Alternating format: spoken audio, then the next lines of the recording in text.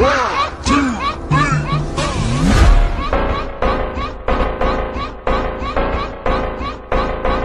Students, welcome back to the channel and one and only accountancy. तो पिछली video में मैंने तुम्हें एक बहुत अच्छी एश्योरेंस दी थी।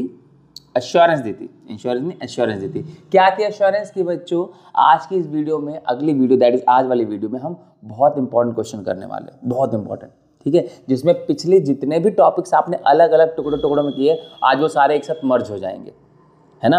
और फिर उस क्वेश्चन को हम करेंगे, यानी कि this is going to be the level of question, जिस टाइप के क्वेश्चन एग्जाम में आपको देखने को मिल सकते हैं या मिलेंगे फॉर श्योर, है ना। तो क्वेश्चन देखने में थोड़ा सा बड़ा लगेगा, लेकिन मुश्किल बिल्कुल भी नहीं है फॉर श्योर, ठीक है। तो बस थोड़ा सा सिस्टमैटिकली समझने वाली बात है, सिस्टमैटिकली करने वाली बात है। क्वेश्चन में कोई मुश्किल नहीं लगेगी आपको, कोई मुश्किल नहीं लगेगी आपको। बढ़ते हैं आगे, सीधा क्वेश्चन से शुरुआत करते हैं, ज़्यादा फालतू की बात किए बिना, क्योंकि आज का पूरा फोकस हमारा इस क्वेश्चन पे होना चाहिए। टॉपिक समझ में आना चाहिए, क्वेश्चन समझ में आना चाहिए, एक एक बारीक बारीक चीज़ हमें पता होनी चाहिए, ठीक है। तो चलो बिना किसी देरी के स्टार्ट करते हैं। क्या देखो, mister Beast purchased on 1 April 2021। Date बहुत ज़्यादा मैटर करेगी, तो अंडरलाइन करके चलना या लिख के चलना बहुत इंपॉर्टेंट है। मिस्टर बीस्ट ने 1 अप्रैल 2021 को एक सेकेंड हैंड मशीनरी खरीदी, कितने की? 1,80,000 की। 1,80,000 में इन्होंने एक मशीनरी खरीदी एंड फर्दर एक्सपेंसेस भी किए इसके ऊपर, कितने के? 20,000 के। Was incurred to improve its technical reliability. ये इतना किया इन्होंने, ठीक है। Useful life of the machinery is estimated to be 10 years. Useful life कितनी बताई है? 10 साल बताई हुई है। Maintenance during the year was 10,000। During the year maintenance कितनी थी? 10,000। Now this is something question has given you to confuse you. ध्यान रखना क्या है, बोला है कि maintenance during the year, not at the time of purchase. अगर क्वेश्चन में बोला होता कि maintenance at the time of purchase, तो it would have been a different thing. और बोला है maintenance done during the year is completely different thing. तो ध्यान रखना, किसी भी एसेट को खरीदते टाइम, एक्वायर करते टाइम, उस पर जितने भी खर्चे होते हैं वो सारे उसमें रिकॉर्ड किए जाते हैं, परंतु बाद में, उसके बाद में कभी अगर एक्सपेंस होता है तो वो उस एक्सपेंस का पार्ट नहीं है, वो एसेट को एक्वायर करने का पार्ट नहीं है।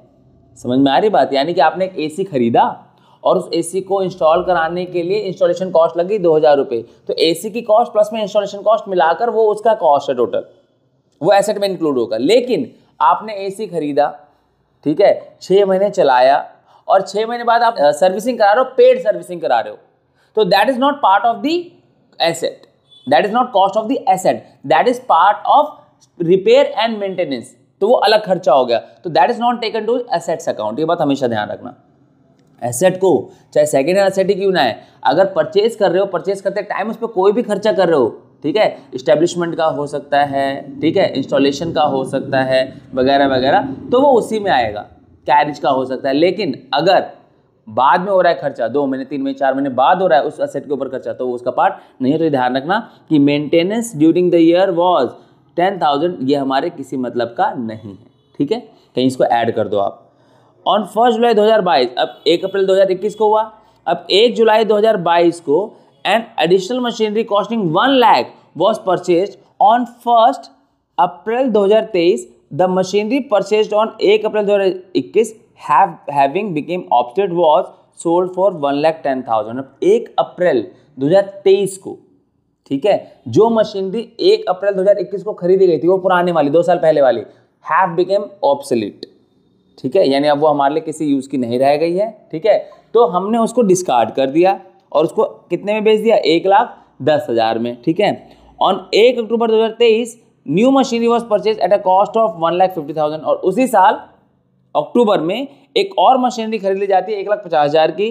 Depreciation is charge at the rate 10% per annum. Depreciation कितना चार्ज किया जाता है? 10% पर एनम पे। कौन से मेथड से? स्ट्रेट लाइन मेथड से। कौन से मेथड से? स्ट्रेट लाइन मेथड से। Prepare machinery account for 3 years ending 31 मार्च 2024। 31 मार्च 2024 तक का आपको क्या बना के देना है? अकाउंट बना के देना है, ठीक है। तो चलो बिना किसी देरी के शुरू करते हैं। देखो बच्चों क्या है इसमें, अगर आप इसको देखो तो समझने वाली बात है। क्या है, आपको 1 साल का अकाउंट बनाना आता है, वो बहुत इजीली आप समझ चुके हो। अब बात आती है कि अगर 1 साल से ज़्यादा का क्वेश्चन आए और उसमें अलग अलग सालों में अलग अलग एंट्रीज हो रही है, तो उस केस में आपको क्या करना है, एक टाइमलाइन बना लेना है। ठीक है, बहुत सिंपल सा है, मैं आपको समझाता हूँ, अभी समझ में आ जाएगा आपको। एक टाइमलाइन बनाओ आप पहला।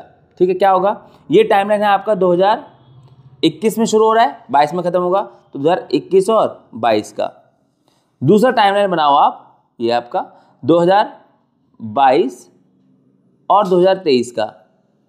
और तीसरा टाइमलाइन बनाओ आप अपना 2023 और 2024 का। बात खत्म हो जाएगी, 3 साल का क्वेश्चन है। ठीक है, अब देखो कि पहले साल में क्या क्या हुआ है, इससे क्या होगा कि आप क्वेश्चन करते रहे ना, भूलोगे नहीं चीजें। ठीक है, आपको बार बार जाना नहीं है। ठीक है, आप एक जगह पर लिख लोगे ये, और वहां पर लिखने के बाद आप इसको सॉल्व कर सकते हो। देखो क्या होगा, सबसे पहले 1 अप्रैल 2021 को आपने एसेट खरीदा। ठीक है, उस पर खर्चे वर्चे करे, और उसके बाद कुछ नहीं किया, उसके ऊपर कोई ट्रांजैक्शन नहीं है, कुछ नहीं है, क्योंकि अगली ट्रांजैक्शन नहीं है 1 जुलाई 2022 को, जो कि अगले साल में आएगा, है ना। तो यानी कि इस साल में क्या किया आपने, सिर्फ परचेज किया एसेट को। तो दूसरा, उस पर डेप्रिसिएशन चार्ज करोगे, और फिर आप उसकी क्लोजिंग वैल्यू दिखा दोगे, और इसके अलावा कोई चौथी एक्टिविटी आपके पास करने के लिए नहीं है इस साल में, पहला। दूसरे साल में क्या होता है, 1 जुलाई 2022 को additional machinery costing 1 lakh was purchase, एक एसेट, नई एसेट खरीदी गई है। ठीक है, तो क्या होगा इस साल में, आप देखो जरा, आप एक तो ओपनिंग बैलेंस लिखोगे, ये आएगा आपका। फिर उसके बाद इसी साल में जुलाई में एक एसेट खरीदी जा रही है, तो आप परचेज ऑफ एसेट दिखाओगे। ठीक है, और कुछ नहीं हो रहा है तो डेप्रिसिएशन दिखाओगे, और फिर चौथा क्लोजिंग वैल्यू दिखाओगे। ये 4 काम आपको इस साल करने हैं। अगले साल की अगर मैं बात करूं 2023-24 में, तो देखो क्या हुआ है, ऑन 1 अप्रैल 2023 the machinery purchase became obsolete and sold out. तो इस साल में आकर ना 1 अप्रैल को ही आपने सबसे पहले एसेट को बेचा है। ठीक है, तो सबसे पहले आपके पास क्या आएगा, बैलेंस बीडी आप दिखाओगे, है ना, बैलेंस बीडी आपका आएगा जो आप वहां से लेके आए होगे। उसके बाद उसी डेट पे, ऑन द सेम डेट, आप एसेट को सेल आउट करोगे, सोल्ड। ठीक है, अब सेल करोगे तो वहां से प्रॉफिट या लॉस भी निकल के आएगा, है ना, ये ध्यान रखना, ये दिखाना है आपको। उसके बाद जो इसी साल में एक और एसेट खरीदी गई है, इसी साल में एक और एसेट खरीदी गई है, कब, अक्टूबर में, तो परचेज ऑफ एसेट दिखाना पड़ेगा आपको। ठीक है, ये बैलेंस बीडी यानी जो ओपनिंग बैलेंस है कि आप एक एसेट को बेच रहे हो, लेकिन जो पुरानी दूसरी वाली बची हुई है उसका तो लगेगा ना भाई, है ना। और नेक्स्ट आपको परचेज ऑफ एसेट, और जो बची हुई एसेट्स हैं उस पर डेप्रिसिएशन ऑन रिमेनिंग, ये लिख दो आप। अब इससे क्या होगा कि आपको 3 साल में, 3 अलग साल में क्या क्या काम करने हैं वो सारे आपने लिख ले यहाँ पर। अब भूलने का कोई चांस नहीं, बार बार क्वेश्चन पे जाने की जरूरत नहीं है। पहले साल में हमने एसेट को खरीदा है, डेप्रिसिएशन चार्ज करेंगे, क्लोजिंग बैलेंस निकालेंगे, बात खत्म। अगले साल में ओपनिंग में बैलेंस होगा, एक और मशीन खरीदी गई है तो एक वो दिखा दी जाएगी, उन दोनों पे लास्ट में डेप्रिसिएशन लगेगा, वो दिखाएंगे, उनका क्लोजिंग बैलेंस निकालेंगे, बात खत्म हो गई। फिर तीसरे साल में क्या होगा, जो क्लोजिंग बैलेंस था वो पहले ओपनिंग पे आएगा, और 1 ही अप्रैल को एसेट को बेच दिया जा रहा है तो सेल की एंट्री हो जाएगी। सेल करोगे तो प्रॉफिट और लॉस निकलेगा आपका, और फिर उसी साल में एक और एसेट खरीदी गई है, उसको एसेट को परचेज दिखा देंगे, और जो एसेट्स हैं हमारे पास, एक पुरानी वाली और एक नई वाली, उन पर डेप्रिसिएशन चार्ज किया जाएगा, और फिर उनका क्या निकल जाएगा, क्लोजिंग बैलेंस। तो इस तरीके से ये पूरी टाइमलाइन बन गई है। अब आपने कोई सरदर्दी नहीं लेनी है, बहुत सिंपली क्वेश्चन को करते जाना है, बस वैल्यूज आपको पता होनी चाहिए। 1,20,000 में एसेट को खरीदा गया है, 20,000 का डेप्रिसिएशन उस पर एडिशनल खर्चा हुआ है, तो 2 लाख की एसेट खरीदी गई है, कब, 1 अप्रैल 2021, 1 अप्रैल 2021 को। आई बात समझ में। तो देखो क्या होगा, टू बैंक अकाउंट कितने में, 2 लाख, है ना, 3, 4, 5। आई बात समझ में। 2 लाख में आपने एसेट को खरीदा है। उसके बाद एज ए सेट इस साल में कोई एंट्री नहीं हुई है, तो कब पहुंचोगे आप, 31 मार्च पे पहुंच जाओगे। 31 मार्च 2021 था ना ये, तो 2022 में ख़त्म हो जाएगा। क्या होगा, बाय डेप्रिसिएशन अकाउंट, ठीक है, और by balance CD, that is balance carry down. कितना, डेप्रिसिएशन 10% था, तो 2 लाख का 10% कितना जाएगा, 20,000, और बैलेंस कितना बच जाएगा, 1 लाख और 80,000। ठीक है, हर साल के अकाउंट हमारे पास हैं, जगह का अभाव है नहीं अभी यहाँ पर, तो कोई सरदर्दी नहीं लेते हैं। 3 साल का बनाना है, 1 साल का यहाँ लिखा, 2 लाख यहाँ टोटल करते हैं, बात खत्म हो जाएगी। ठीक है, 2 लाख यहाँ टोटल करते हैं, बात खत्म हो जाएगी। ठीक है, अपना टाइमलाइन देख लो आगे बढ़ने से पहले। दूसरे इस साल में क्या किया है, इस साल में एंट्री की है, ओपनिंग बैलेंस होगा, एक और एसेट परचेज की गई है और डेप्शन चार्ज होगा। ठीक है, आ जाते हैं यहाँ पर 1 अप्रैल 2022 क्या होगा, टू बैलेंस BD है ना, बैलेंस ब्रॉट डाउन। अब लिखना मत भूलना क्योंकि इस साल में एक नई मशीन आने वाली है, तो M1 को लिख देना सो दैट बिल्कुल सेपरेट हो जाए सबकी इन्फॉर्मेशन। कितना, 1,80,000 बैलेंस BD है। और इसी साल में इन दी वेरी सेम ईयर अब क्या होता है, at the end of the accounting period पर डेप्रिसिएशन चार्ज होता है, तो 31 मार्च को डेप्रिसिएशन चार्ज होगा। लेकिन 31 मार्च तक पहुंचने से पहले ही 1 जुलाई को एक एसेट खरीद ली जाती है, तो 1 जुलाई को एक एसेट खरीद लोगे आप टू बैंक अकाउंट, है ना, टू बैंक अकाउंट। ये किस पे, M2 पे आएगा। किस में आएगा, M2 में। कितने की खरीदी गई थी 1 जुलाई को मशीनरी, कितने की भाई, 1 लाख की। कितने की, 1 लाख की। तो अब 1 लाख में हमने मशीनरी खरीदी अपनी, 1 2 3 4 एंड 5 एसेट खरीद ली। अब और कुछ नहीं हुआ इस साल में, तो अब जो ऑटोमेटिकली होता है नेचुरली वो क्या होगा, एट द एंड 31 मार्च को 2023 में पहुंच गया अब आप। ठीक है, 31 मार्च 2023 क्या होगा, बाय डेप्रिसिएशन अकाउंट। कितना, एक ये जो पहले वाले एसेट थी आपकी M1 ओरिजिनल कॉस्ट पे चल रहा है, स्ट्रेट लाइन मेथड चल रहा है, तो वो 2 लाख की, 2 लाख का 10% कितना होगा, 20,000। ये किसका होगा डेप्रिसिएशन, M1 का। और M2 का कितना होगा बच्चों, M2 का होगा 1 लाख की खरीदी आपने, 1 लाख के 10% होगा 10,000।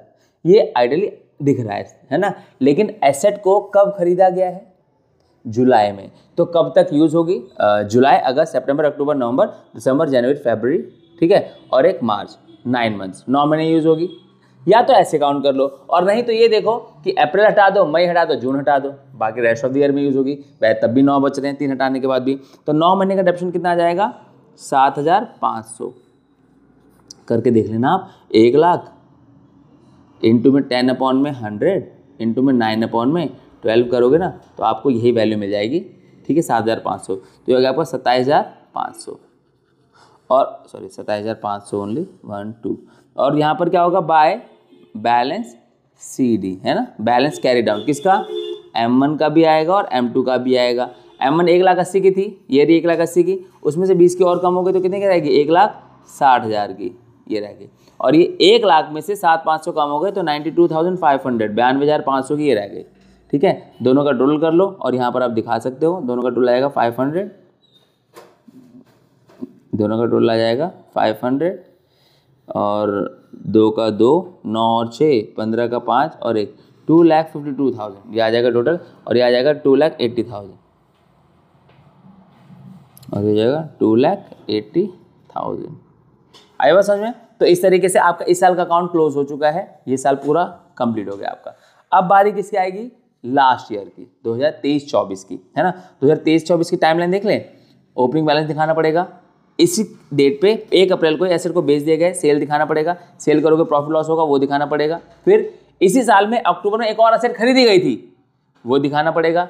अब at the end of the year सारे के सारे एसेट्स का डेप्रिसिएशन चार्ज होगा वो दिखाना पड़ेगा, और फिर उनकी क्लोजिंग वैल्यूज दिखानी पड़ेगी। बस इतना सही काम है। ठीक है, बस इतना देख लो कि एसेट को बेचा कितने में गया है, बीके ऑप्शन वॉज सोल्ड फॉर 1,10,000 की, 1,10,000 में एसेट को बेचा गया है। ठीक है, और 1,50,000 में नई मशीनरी खरीदी गई। ये 2 बातें आपको पता होनी चाहिए। बेचा कब है ये भी ध्यान रखना, ऑन 1 अप्रैल 2023, ये रहा 1 अप्रैल 2023 को। मशीनरी परचेज्ड ऑन 1 अप्रैल 2021, 1 अप्रैल 2023 को वो मशीनरी जो 2021 में खरीदी गई थी उसको बेचा। ये बात ध्यान रखना, लैंग्वेज में कंफ्यूज मत होना। 1 अप्रैल 2023 को उस एसेट को बेचा गया है जो 1 अप्रैल 2021 में खरीदी गई थी पीछे। आई बात समझ में। तो बस वही देखना है। तो क्या होगा हमारा, यहां पर आएंगे सबसे पहले 1 अप्रैल 2023 to balance BD that is brought down. एक होगा M1, एक होगा आपका M2। M1 कितना है, 1,60,000, और M2 कितना है, 92,500। दोनों का टोटल आप कर चुके हो पहले, 2,52,500। समझ में। अब इस साल में इसी डेट पर पहली वाली मशीनरी को 1 अप्रैल 2023 को ही बाय देखो जिस साल में आपने बेचा, अगर उसको यूज करके बेचा, जैसे 2 महीने 3 महीने 4 महीने 6 महीने यूज करके बेच रहे हो, तो आपको उतने टाइम का डेप्रिसिएशन चार्ज करना पड़ेगा। जो हमने पिछली वीडियो में देखा था कि एसेट को 6 महीने यूज किया था और 6 महीने यूज करने के बाद बेचा था, तो पहले 6 महीने का डेप्रिसिएशन लगा था और फिर बची हुई वैल्यू पे सेल किया था उसको। तो यहाँ पर क्या होगा, यहाँ पर तो 1 अप्रैल को ही बेच दिया, तो जिस डेट पे ओपनिंग बैलेंस आ रहा है उसी डेट पे सेल आ रही है, तो वो एसेट को यूज तो किया नहीं गया, तो डेप्रिसिएशन किस पे चार्ज होगा, वही सेम ओरिजिनल कॉस्ट पे। कितना, बिल्कुल भी नहीं। क्यों नहीं होगा बिल्कुल भी, क्योंकि क्वेश्चन में एसेट को जिस साल में बेचा उस साल तो यूज ही नहीं किया गया, तो सीधा क्या होगा, बाय बैंक अकाउंट। कितने में बेचा था, 1,10,000 में। कितने में बेचा था, 1,10,000 में। दिखा देता हूँ, इससे पहले हम कंफ्यूज हो जाएं। 1 April machinery on 1 April 2021 option was sold for 1,10,000। ये रही वो वैल्यू 1,10,000 जिसमें इसको बेच दिया गया, ठीक है। तो ये हो गया हमारा सेल की वैल्यू आ गई। बाय, अब बेचा है तो या तो प्रॉफिट या तो लॉस। अब देखो 1,60,000 की आपकी एसेट थी और बेचा कितने में आपने, 1,10,000 में, तो कितने का लॉस हुआ तुमको, 50,000 का ना। By profit and loss account, कितने का लॉस हुआ, 50,000 का। अब देखो मैंने आपको बताया था दोनों साइड की वैल्यू इक्वल होती है, तो 1 10 और 50 61 यहाँ पर है। जिस एसेट को बेचा उन दोनों की वैल्यू दोनों साइड सेम आ जाएगी। अब इस साल में क्या हुआ है, इस साल में 1 अक्टूबर को, है ना, 1 अक्टूबर को एक और एसेट खरीद ली गई थी ना, टू बैंक अकाउंट। कौन सी, M3। कौन सी, M3। कितने में, 1,50,000 में। 1,50,000 में। बात समझ में आ रही है। अब इस साल और कुछ नहीं होगा, अब साल का एंड होगा। कब होगा, 31 मार्च 2024। क्या होगा, बाय डेप्रिसिएशन अकाउंट। किस किस पर लगेगा, M1 पर लगेगा, M2 पर लगेगा, M3 पर लगेगा, है ना। नहीं, क्यों, M1 तो बिक गई, तो जब M1 बिक गई तो M1 की डेप्रिसिएशन कैसे चार्ज करोगे, किस पे चार्ज करोगे, जब उसको तुमने बेच दिया। यहाँ पर M1 की तो बेचा है, ये उसी एसेट को तो बेचा है जो 1 अप्रैल 2021 को खरीदी गई थी, यही तो थी M1, उसको तो बेच दिया ना, तो उस पर तो डेप्रिसिएशन का कोई चार्ज ही नहीं, चांस ही नहीं है। तो M2 और M3, M2 कितने की खरीदी गई थी, 1,00,000 की, 10% कितना होगा, 10,000। M3 कितने में खरीदी गई, 1,50,000 की, 10% कितना होगा, 15,000। 15,000 को पूरे साल का। एसेट को कब खरीदा गया है, अक्टूबर में, तो 6 महीना, अक्टूबर नवंबर दिसंबर जनवरी फरवरी मार्च, 6 महीने। तो 6 महीने का डेप्रिसिएशन चार्ज करोगे हो जाएगा 7,500, ठीक है। टोटल डेप्रिसिएशन आ गया 17,500। और लास्ट आता है हमारा क्या, बाय बैलेंस CD। M1 है नहीं तो M2 है और M3 है। M2 का बैलेंस कितना आएगा, 1,92,500 में से 10 और चले गए तो 82,500, 82,500 बच गए। और 1,50 की खरीदी गई है, 7,500 का डेप्रिसिएशन लग गया, तो 1,42,500 यहाँ आ जाएगा। तो टोटल अगर आप देखो तो 0 0 0 3 0 ये रहे, 2 2 4 और 1 5 का ये रहा, ठीक है। और 8 4 12 का 2 ये रहा, 8 4 12 का 2 1 ये रहा, 2,25,000। कितना आ जाएगा, 2,25,000 बैलेंस शीट आ जाएगा। तो हम अगले साल अगर जाते हैं तो इसी बैलेंस शीट को अगले साल का वीडियो बना देते हैं और वहीं से अगले साल का क्वेश्चन चल पड़ता, ठीक है। तो इसी के साथ आपका ये क्वेश्चन होता है कंप्लीट। आई होप आपको ये समझ में आया हो, ठीक है। ये सेल वाला पार्ट समझ में आया ना, कि सेल वाला जो पार्ट है इसमें हमने डेप्रिसिएशन चार्ज क्यों नहीं किया। डेप्रिसिएशन इसलिए चार्ज नहीं किया क्योंकि इस एसेट को यूज़ करने से, बेचने से पहले यूज़ नहीं किया गया है, तो कोई डेप्रिसिएशन चार्ज नहीं हुआ। तो सीधा हमने क्या किया, सेल की एंट्री की और साथ में हमने प्रॉफिट एंड लॉस, जितना भी लॉस हुआ उस लॉस को दिखा दिया। आई बात समझ में। अब लॉस को हमने दिखा दिया 31 मार्च 2024, उस साल का एंडिंग पीरियड। उसमें क्या होगा, जितनी भी एसेट्स बची हुई हैं, M2 बची, M3 बची हुई है ना, M3 तो खरीदी है, तो M2 का डेप्रिसिएशन, ठीक है। M3 जो नहीं खरीदी है उसका डेप्रिसिएशन ये चार्ज करेंगे। उन दोनों का बैलेंस CD ये रहा हमारा, और इसका टोटल आ जाएगा, ठीक है। टोटल आप करोगे तो कितना आ जाएगा, टोटल अगर बोलो तो कर भी दूँ ताकि बाद में कोई कन्फ्यूजन ना रह जाए आपको। 0 0 2 का 2 रहा, 5 5 10 का 0 हो गया, 1 चला गया वहाँ पर, 3 और 1 4, 4,02,500, 4,02,500 टोटल आ जाएगा। और इसके साथ आपका क्वेश्चन होता है समाप्त। आई रियली होप आपको ये क्लियर है।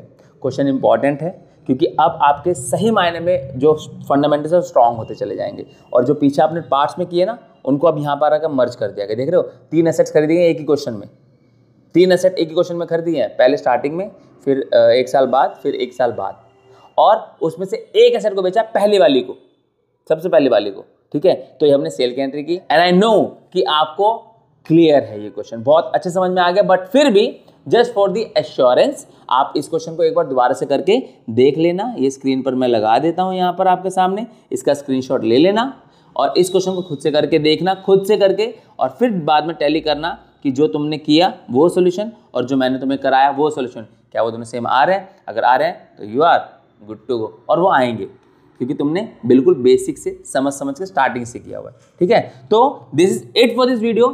टॉपिक हमारा कंप्लीट होता है, अगले क्लास में मिलेंगे एक अगले बढ़िया धांसू से क्वेश्चन के साथ अगली वीडियो में, है ना। वही सारे अब यहाँ से जो भी चलेंगे ना वो सारे एग्जामिनेशन पॉइंट ऑफ व्यू से बहुत ज़्यादा ही इंपॉर्टेंट होने वाले हैं, बहुत इंपॉर्टेंट होने वाले हैं, ठीक है। तो इसीलिए अभी तक जो आप कर रहे थे फंडामेंटल थे, बेसिक्स थे जो कि स्ट्रॉन्ग कर लिए तुमने। अब चलेंगे क्वेश्चंस पे कि एग्जाम में कैसे क्वेश्चन पूछता है, एंड 200% गारंटी ऑफ माइंड आपको बहुत इजीली समझ में आएगा क्योंकि आपके फंडामेंटल्स क्लियर। और बाय चांस तुम अगर इस वीडियो में नए हो तो पीछे जाके इस सीरीज की सारी वीडियोस देख लो, ठीक है, ताकि स्टार्टिंग से आपके टॉपिक्स क्लियर हो जाए और फिर अगली वीडियो जो आने वाली है वो बहुत अच्छे समझ में आएगी। क्योंकि देखो क्वेश्चन तो महंगा है, चैप्टर महंगा है, सॉरी, क्योंकि क्वेश्चन आएगा हायर मार्क्स में से के आसपास पे आएगा, 8 नंबर का आ सकता है, 6 का आ सकता है, डिपेंडिंग स्कूल टू स्कूल थोड़ा सा वेरी करता है, ठीक है, लेकिन आएगा जरूर, अनटालेबल है, टाल नहीं पाओगे इसको तुम, ठीक है। तो मिलते हैं अगली वीडियो में एक नए बढ़िया से क्वेश्चन के साथ।